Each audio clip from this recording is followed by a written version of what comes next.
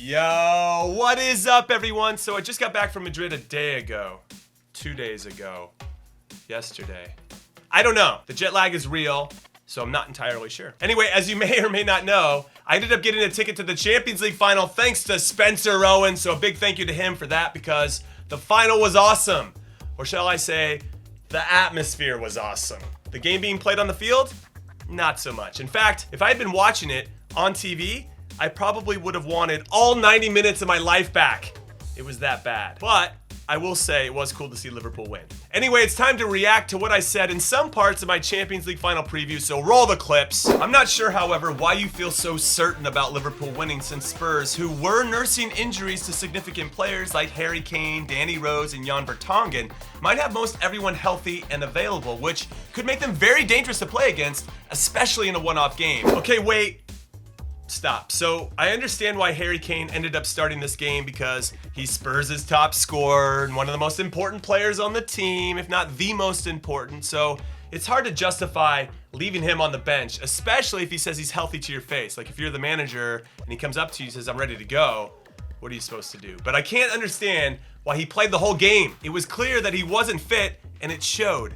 So I have some questions of Spurs' manager Mauricio Pochettino because he should have taken off Kane and put on Lucas Moura around the, maybe let's say 60th minute. And then when Sissoko got hurt, which of course he couldn't predict, he could have kept Harry Winks on, who I thought was one of Spurs' best players for most of the game, instead of having to put on Eric Dyer. And then, if that had happened, he could have put on Llorente instead, right? And then he could have saved that last sub for Eric Lamela.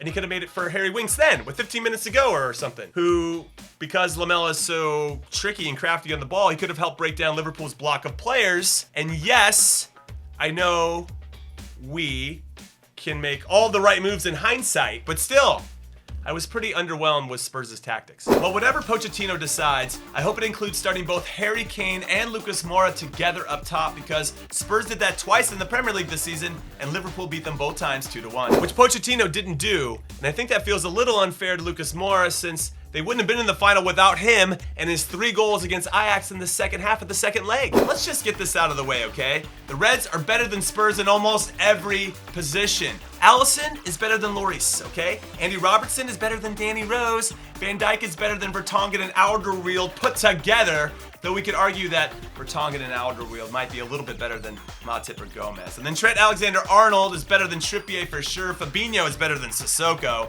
Wijnaldum and a combination of Henderson or Milner or you know what I'm trying to say. Probably not as talented as Eriksen and Dele Alli. But those guys are going to outwork those other two, and that matters. And then Son, Kane, and Moura, though amazing players, can't run with Mane, Salah, and Firmino. So Liverpool win 95% of these matchups. And Liverpool's midfield did outwork Christian Eriksen and Dele Alli, who both looked off the pace and not very sharp in this one, which makes me wonder if the 3-week break between the end of the Premier League and the start of this final is too long of a break. And I only say this because Liverpool's players didn't look that sharp either, which means whoever worked harder was probably going to gain the advantage. Anyway, so I don't care if Liverpool's players are better on paper, if they beat Spurs already twice during the season. That was the league, and this is something different. Spurs are destined to win this, and the results during this run prove it.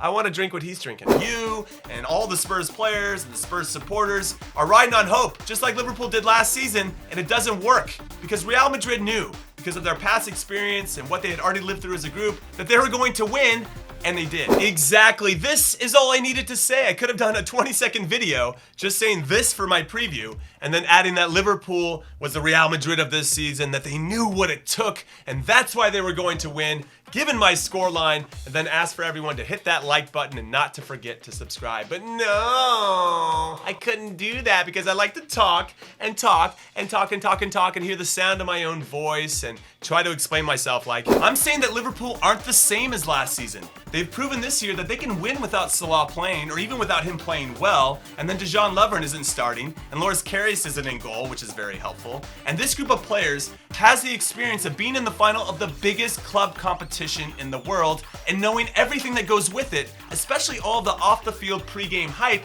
which can be overwhelming. But more importantly than that, they know they can win, unlike last season where they were hoping to, and that's gonna make all of the difference. So I'm going with Liverpool to beat Spurs 2-1 for the third time this season. Okay, so I wasn't exactly right, but I did get 2 out of the 3, meaning I missed the exact score line, but I got Liverpool scoring 2 goals right, and Liverpool winning overall. So say it with me, prediction god status confirmed. Also, what do you think the score is going to be? And I only ask this because if you correctly pick the winner and the exact score, I'll name drop you on my reaction video as the super dopest and best looking person that I know. And a promise is a promise is a promise. So I want to give a shout out to the super dopest people I know. Kags OG, Sean K, Harsh Darsh Lopez, RLN99, Usman Talia, hopefully I said that right, Alibaba, like that, Liverpool FC, shout out to the club for watching my videos, that's what's up, GZ Funds, Luis Garcia, wasn't there a Luis Garcia that played for Liverpool?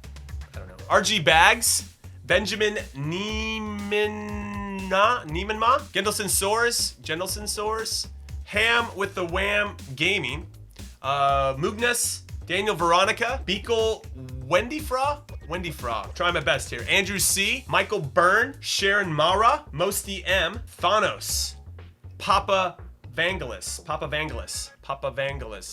I'm trying here. Harry Parker, it's a super English name. Patrick Raxer, Rochit Bagadia, I'm trying. Edwin V7, Haran O'Sullivan, Hunter O, Tom Matthews, that's another British name if I've ever heard one. Gypsy Tree, Raheem Nazir, Eduardo Delgadillo, Shiraz Numanov, Michael Doyle, Riley Aruda, Nabil Ali, Jay Drizzle, Dylan Bojani, Pishenko, maybe it's like that. Akio Fudo, IT, thank you for making that super easy for me. Lapes HD, Stash, Srivats, Ramaswamy.